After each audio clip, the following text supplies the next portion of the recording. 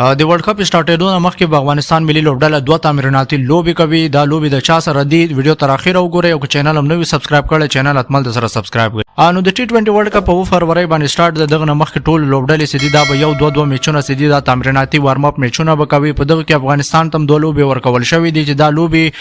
په 2 فروری باندې اولنۍ لوبه د افغانستان د چې د سکاټلند سره دا او دویمه لوبه سده د ویسټ انډیز سره په 4 فروری باندې دا په کار دا اوس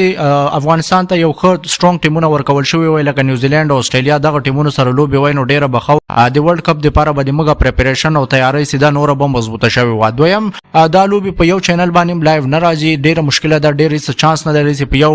چینل باندې دا میچونه لایو راشي او دغه معلوماتو چې ماته تاسو ته درکو دغه نه علاوه د 2 فروری باندې ټي 20 ورلد کپ اولنۍ میچ ته د افغانستان لوبډلې په باره کې کوم میچونه د په کم ټایمینګ باندې د کم سات باندې دغه معلومات الریډي ما په یو ویډیو کې درکړی ویډیو در سره کتای شي. نو دا یو لکه معلوماتو چې تاسو تم درور ساو ویډیو اتمن د سره لایک او چینل هم نوی سبسکرایب کړئ چینل هم د سره سبسکرایب